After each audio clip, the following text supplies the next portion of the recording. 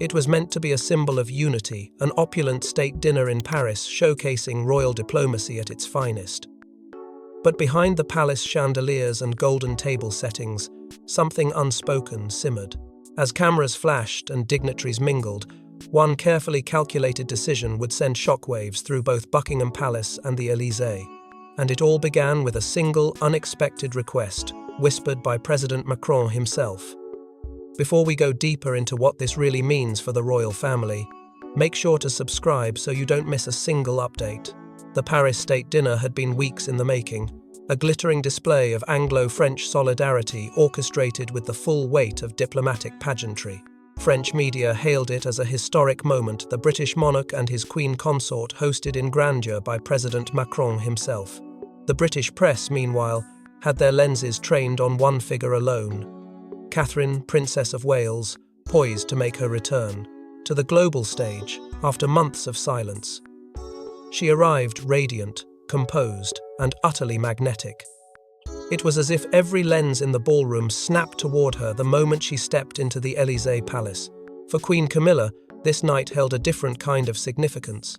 It was her first major international engagement as queen consort, a test of her standing, her relevance, her influence. Royal aides had worked tirelessly behind the scenes to ensure that she would be placed front and center throughout the evening's events, seated beside Macron, handed briefing notes, and prepped for every photo opportunity. She was ready, or at least she believed she was. But the shift began subtly. Macron's protocol staff began making quiet adjustments just hours before the event. A private room was secured. Unscheduled movement was detected in the Élysées West Wing. And then, without forewarning, President Macron made his move. In front of stunned aides and French advisors, he leaned toward King Charles and softly requested a private audience with Catherine and Catherine alone. The ripple was immediate. The royal entourage exchanged looks of confusion and discomfort. Camilla's face reportedly hardened, her fingers tapping nervously against the stem of her wine glass. Catherine, caught off guard, was ushered out of the room by an aide she didn't recognize. Camilla wasn't invited. Charles wasn't briefed. No press were allowed. For 15 long minutes, Catherine and the French president disappeared behind a set of gilt-trimmed double doors, and in their absence, a new hierarchy was silently announced. To some observers, it may have appeared an innocent moment, perhaps even a kind gesture, but to those who understood the brutal undercurrents of royal diplomacy, this was no accident. It was a message, a realignment, and for Camilla, it was a humiliation dressed in lace and protocol. But what seemed like a harmless diplomatic courtesy would soon unravel into a web of resentment, rivalry, and revelations that even the French president couldn't have foreseen.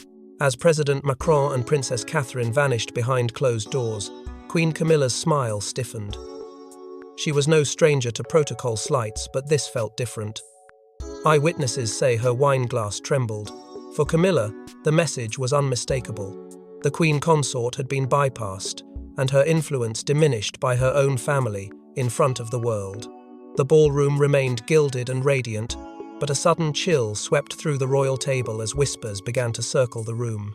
Camilla's eyes darted toward the gilded doors through which Catherine and Macron had disappeared, and for the first time that evening, her regal poise began to fracture. Senior staff standing near the French delegation exchanged uneasy glances, their silence louder than any proclamation. Back at the table, aides tried to subtly recalibrate the seating dynamics, but the damage was done. Queen Camilla, who had been expecting to play the starring diplomatic role that evening, had just been publicly sidelined without warning, without explanation. Behind the glamour, tension crackled like static. Royal press officers moved swiftly yet cautiously, unsure whether to intervene or to let the moment pass. But Camilla was not letting it pass. One palace insider later described the way she sat rigid, glass still in hand, eyes narrowed in quiet fury as the calm before a royal storm. Whispers circulated quickly between members of the British and French staff. What had just happened wasn't just unexpected, it was unprecedented. Not even during Charles's earlier state visits had such an audacious move been made by a foreign leader. let alone one so calculated. In the hours that followed, Camilla's reaction moved from stunned silence to simmering confrontation. Behind the Élysées' curtained corridors, she reportedly pulled aside one of Charles's most trusted advisors, demanding to know whether the king had been consulted about the private audience. The answer, an awkward shake of the head and a mumbled, "It wasn't cleared," only added fuel to her growing suspicion. It wasn't merely Macron acting on impulse. Someone had allowed this to happen. And in Camilla's mind, that list of culprits started narrowing fast. The pain wasn't just diplomatic, it was personal. For years, Camilla had worked to secure her place within a monarchy that had once seen her as an outsider. She had endured the media storms, won Charles's trust, and even begun to soften the public's perception of her. But one dazzling entrance by Catherine, one sudden private meeting, and all of that felt fragile again, like a glass dome cracking under pressure. And beneath it, Camilla's oldest insecurity was being exposed. Catherine's effortless popularity, her global allure, the subtle way she turned public attention with grace, not demand. What followed, according to royal sources, was a brief but furious exchange between Camilla and a senior advisor in the diplomatic corridor. Words like deliberate, undermining, and disrespect reportedly echoed behind closed doors, but no official account was ever released.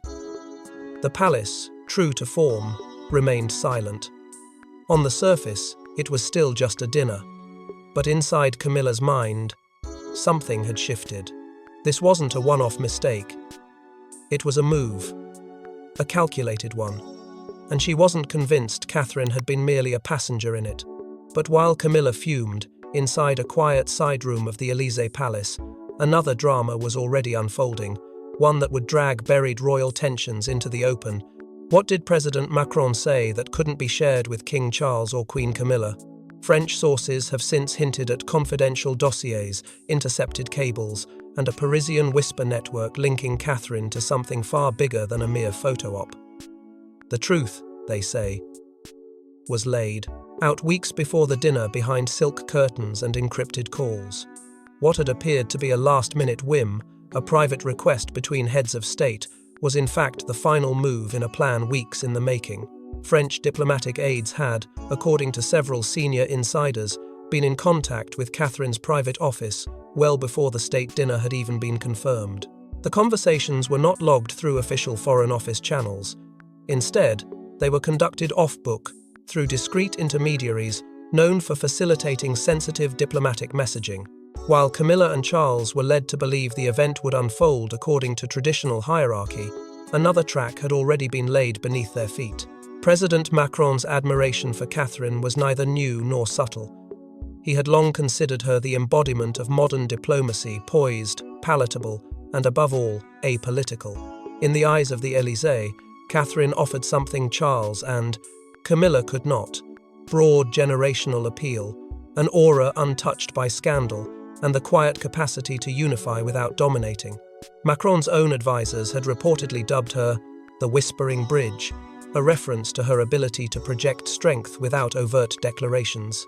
It was this quality that sparked a bold idea in Paris: bypass the monarchy's official diplomatic channels and forge a cultural alliance directly through Catherine. And so emerged the first outlines of what would later be called the Franco-British Accord, a confidential cultural exchange initiative designed to reframe Anglo-French cooperation in a post-Brexit world. In leaked documents, Catherine was described not merely as a royal figurehead, but as the proposed patron of this new cross-border identity campaign. She was, in Macron's words, the heartbeat of a modern monarchy that understands its people. He saw in her the face of stability, a symbol France could stand beside without reliving the ghosts of empire or ceremony. What made the initiative so volatile was not its ambition, but its secrecy. Neither Camilla nor Charles were informed. The accord was drafted without palace consultation. Worse still, one clause reportedly suggested removing all existing references to sovereign representation in the project's diplomatic language. Catherine, though royal, would act independently, an envoy of cultural restoration, not of the crown. For Camilla, who had fought for every inch of public recognition, This wasn't just a diplomatic slight, it was an existential threat.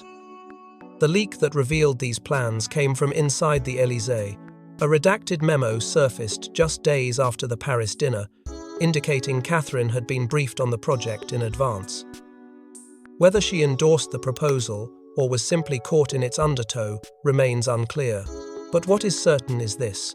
For the first time since Charles ascended the throne, foreign powers were beginning to view Catherine not as the future queen, but as the monarchy's present diplomatic engine. But when the palace caught wind of these French overtures, it was no longer just about one dinner. It became a question of loyalty, legacy, and the future of the crown itself. When King Charles was briefed about the bypass, aides described his expression as ashen. For the monarch, it was a double betrayal by his ally in Paris and by his own daughter-in-law. Yet even as anger brewed, deeper fears crept in. Was this the first sign that the world no longer saw him as the center of the crown? The news didn't come gently. One of his closest advisors delivered it in private, using measured words but failing to mask the tremor in his voice. President Macron had specifically requested Catherine, not Charles, not Camilla, for an unscheduled private discussion during a high-stakes diplomatic evening. That request had not gone through Buckingham Palace. It had not been cleared through official channels. It was deliberate, calculated. And it had unfolded while Charles sat under chandeliers in a hall full of leaders, completely unaware that his role had just been quietly diminished in the eyes of a major European ally. The silence in the king's study afterward was deafening. Those present later said it was not the silence of rage, it was something heavier. It was realization. In a private follow-up meeting with senior aides, Charles's words were few, but telling. He questioned the optics, he questioned the message it sent, and most tellingly, he questioned Catherine, not in anger, but in apprehension. He knew the tides were shifting. He had seen the polls, read the headlines, felt the weight of every cheering crowd that gathered not for him, but for her. Catherine wasn't just a popular royal, she was becoming something more potent, something untethered from the traditional framework of monarchal deference. And now, with Macron's bold maneuver, foreign powers were affirming it. Charles' relationship with Catherine had always been one of cautious warmth. He admired her discipline, her loyalty to William, her grace under pressure. But beneath that admiration lived a quiet concern. She was composed to the point of calculation. Her popularity was immense, but controlled. She rarely misstepped, and when she did, recovery was swift and almost surgical. That kind of power, when harnessed quietly, was harder to contain than any tabloid scandal or family feud. It was subtle, persuasive, and dangerously palatable, and in the king's eyes, it was growing beyond his reach. Meanwhile, Camilla wasted no time in applying pressure. She didn't storm, didn't shout. Instead, she used moments of quiet conversation to nudge, prod, and point out the warning signs. She's being elevated. Camilla reportedly told Charles during a post-dinner debrief, and if we don't act now, the public will forget who the monarch really is. It wasn't a threat. It was a fear, one she knew Charles already shared. She reminded him of other moments of past engagements, where crowds had surged toward Catherine instead of the king, of editorials framing her as the heart of the monarchy, of foreign dignitaries requesting her presence over his. The pattern, she said, was no longer coincidental. And so, the monarch found himself in an impossible bind. Tradition demanded boundaries, but the world was no longer interested in protocol. It wanted connection, and Catherine, somehow, had become that connection. In private, Charles voiced the question no royal ever dares ask aloud. Was he becoming irrelevant not because of age or policy, but because the crown's future was suddenly more compelling than its present? As the monarch wrestled with his doubts, another figure at the dinner was quietly pulling strings behind the scenes, determined to ensure this wouldn't be Catherine's triumph alone. Princess Anne didn't need speeches or headlines, she preferred the quiet weaponry of whispered words and calculated gestures. And at the Paris state dinner, it was Anne who made the first move to counterbalance Catherine's unexpected ascent. Her loyalty to the crown was unquestioned, but whom she deemed worthy to lead it was another matter entirely. While Camilla struggled to mask her humiliation and Charles wrestled with existential fears, Anne observed in silence, sharp-eyed and unmoved. She had spent a lifetime reading royal rooms, measuring dynamics not by applause or photo angles, but by silences, body language, and who dared to speak without permission. And on that night in Paris, she read something others missed. The shift wasn't subtle. Catherine had not just charmed the French president, she had been chosen. And to Anne, that signaled not opportunity, but danger. Anne was no stranger to internal monarchy turbulence. Her influence rarely made headlines, but within royal walls, it was carved in granite. She wielded respect like a blade, never brandished, always present. And it was in that spirit that she chose her next move.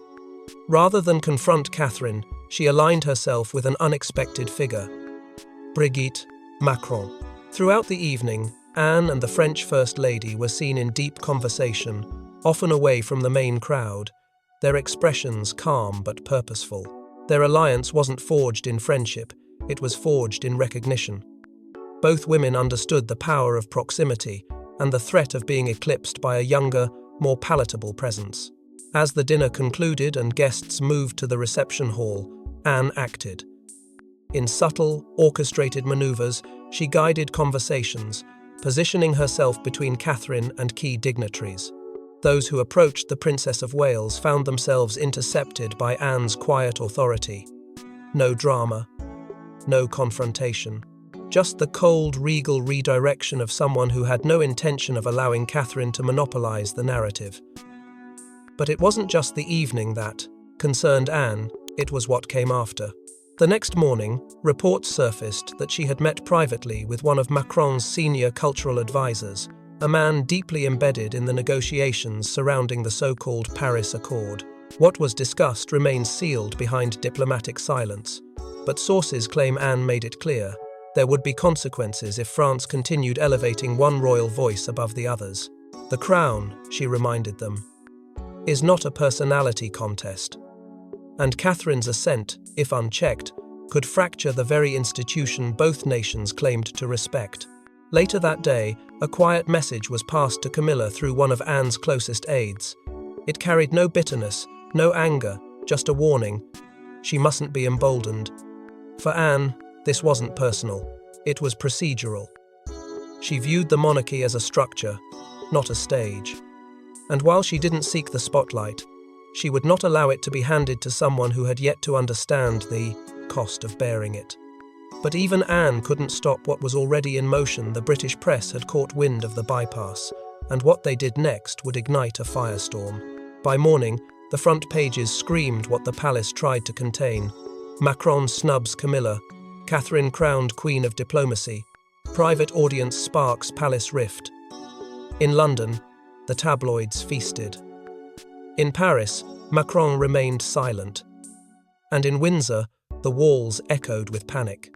What had been orchestrated as a serene symbol of Anglo-French unity collapsed into a frenzy of headlines and speculation. The story spread like wildfire, burning through television segments, social media threads, and diplomatic wires with unrelenting speed. The bypass wasn't seen as a minor breach of protocol, it was portrayed as a full-scale humiliation for Queen Camilla. Public sentiment surged in a direction the palace had not anticipated.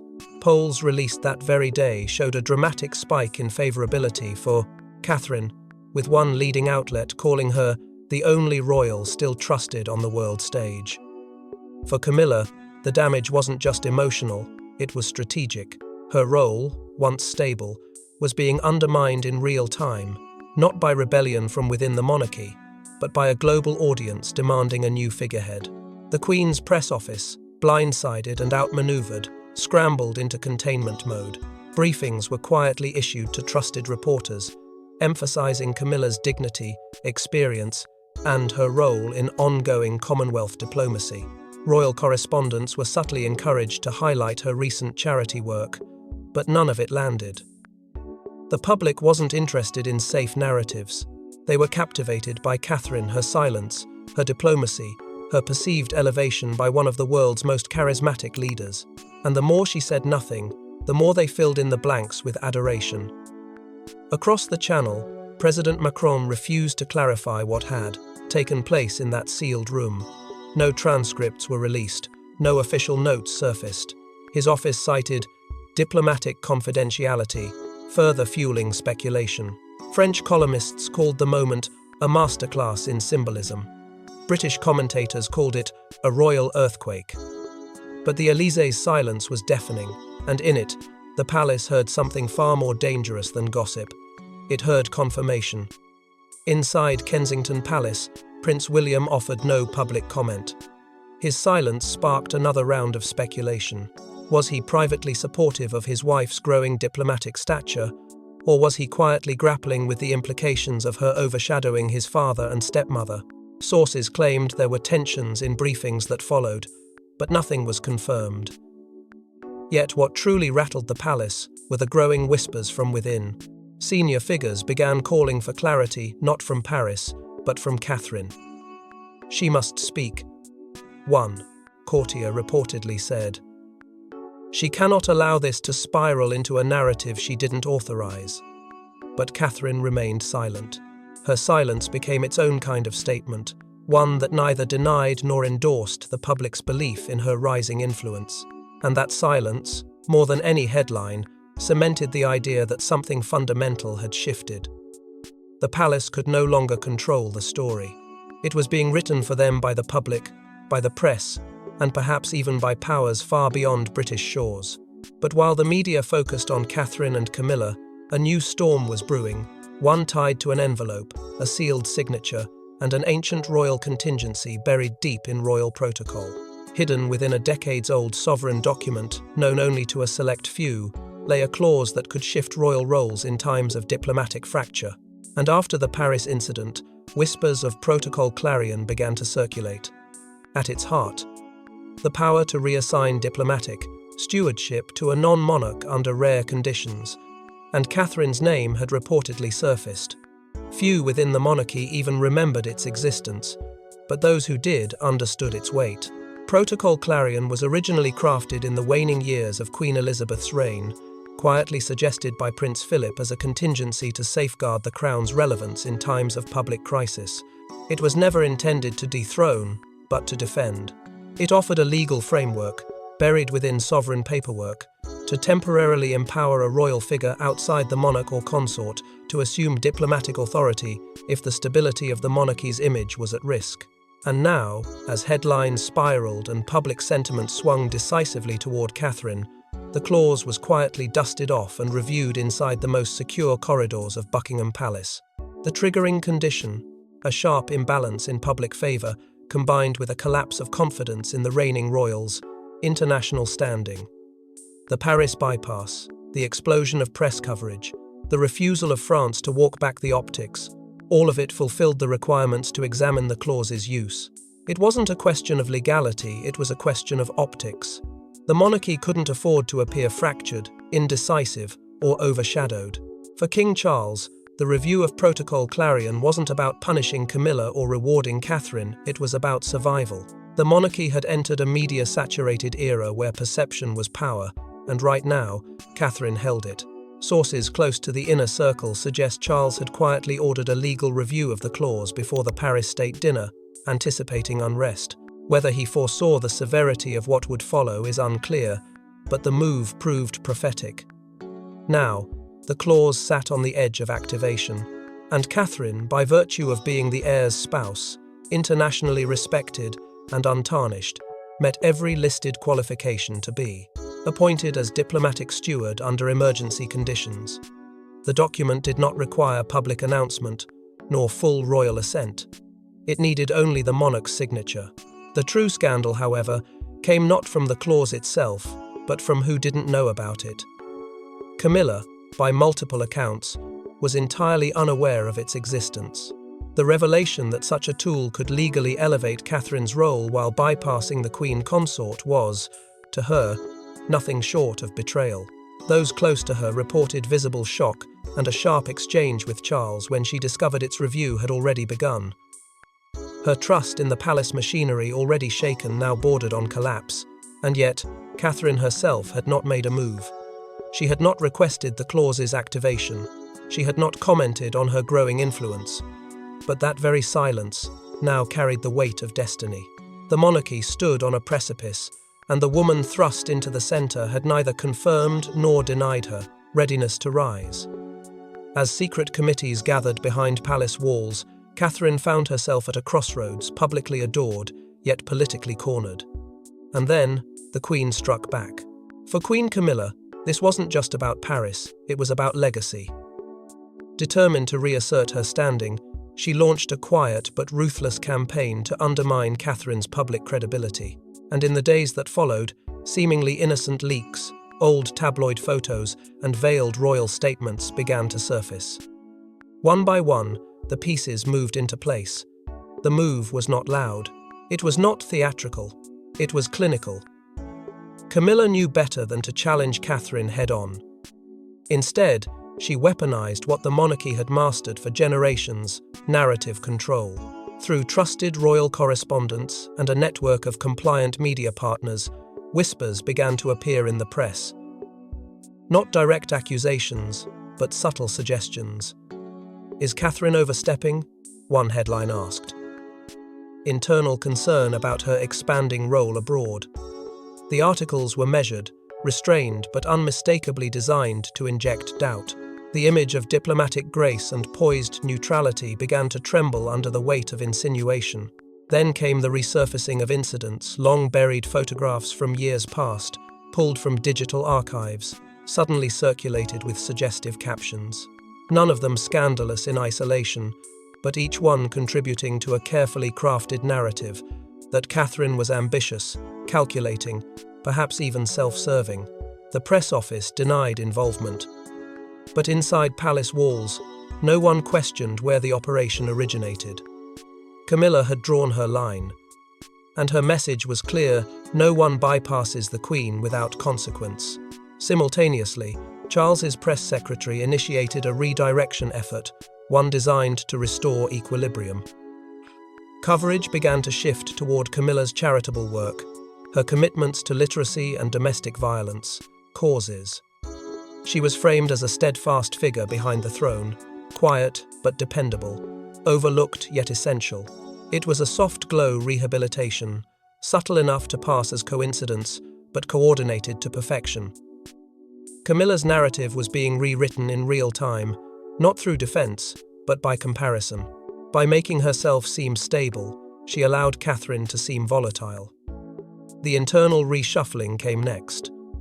Two major international briefings previously expected to include the Princess of Wales were quietly amended. Her name was removed. No public explanation was given, but insiders confirmed the decision came directly from the King's office. Officially, it was framed as a scheduling adjustment. Unofficially, it was a warning shot. The palace was reminding her of the hierarchy. Catherine had become the face of diplomacy, but the crown still controlled the levers of power. Or so they thought. Within Kensington Palace, tensions began to mount. William, typically diplomatic, grew, increasingly uneasy. He questioned the logic of sidelining Catherine at the peak of her global influence. Behind closed doors, he reportedly confronted Charles, challenging the strategy and the silence surrounding Camilla's campaign. But Charles, under pressure to stabilize the monarchy and defend his wife, stood firm. A fault line opened between father and son, not in open rebellion, but in strained, cold exchanges that barely masked the weight of disagreement. Camilla's final move was whispered, not shouted. During a private meeting with senior aides, she made her position brutally clear. Let them adore her, but they will never forget who holds the crown. It wasn't about love, it was about control. Catherine might win hearts, but Camilla intended to own the narrative. But before the crown could crumble under its own rivalries, Catherine made a final, unthinkable move, one that would redefine not only her role, but the monarchy itself. In a final masterstroke, Catherine bypassed the palace machinery entirely. Through her private office, she released an unprecedented joint statement, co-authored with the French First Lady, announcing the Paris Accord, a new cultural initiative uniting British and French youth under her patronage. It wasn't a royal act, it was a people's one. and it shattered every expectation. The announcement hit the press before the palace had even seen the final draft. Crafted with deliberate precision and translated simultaneously in both countries, the Paris Accord was introduced as a symbol of post-Brexit healing, artistic collaboration, and youth-driven diplomacy. But its true symbolism went far deeper. Catherine had broken from protocol. She hadn't sought Charles's blessing. She hadn't informed Camilla. She hadn't even waited for approval from the Foreign Office. She moved quietly, decisively, and without hesitation. And in doing so, she triggered something the monarchy hadn't anticipated. A global endorsement not of the crown, but of her. President Macron responded within the hour, standing beside his wife in a televised address from the Élysée steps, naming Catherine the voice of unity Europe needs. The phrasing was deliberate. It wasn't about lineage. It was about leadership. International media flooded the airwaves with glowing headlines. The People's Princess, reborn, from Paris, a crownless coronation. Kate's Accord sparks global applause. Polls across Europe surged in her favour. Social media erupted with support. French students posted messages thanking her for bridging generations. German newspapers praised her emotional intelligence diplomacy. Italian commentators called her the future of monarchy without the weight of the past. And then, without warning, Prince William appeared standing just behind Catherine at the formal launch of the Accord in Paris. No speech, no statement, just his presence. But it was enough. It was a quiet declaration of unity and support. One that neither confirmed nor denied the growing rift between the heirs and the throne, but said, in body alone, that he stood with her. In that moment, Catherine was no longer waiting for the monarchy to crown her. She had crowned herself in the court of global opinion. Inside Buckingham Palace, Charles' reaction was telling. There was no statement, no congratulations, no condemnation, just silence. A long, deliberate, calculated silence. Some saw it as restraint, others as defeat. But for Camilla, the fallout was more immediate. Her engagements were pulled, her appearances delayed. Her media coverage went cold. Sources said she had entered what aides called a private retreat. But everyone knew what it really was, a retreat from a public that had chosen its favourite and a family that had let it happen. And so, beneath the crystal chandeliers of Paris, what began as a diplomatic courtesy became a turning point in royal history. But one question remains unanswered. Was this Catherine's rise, or Camilla's reckoning? Thanks for watching. Please don't forget to like and subscribe, and we will see you in next one.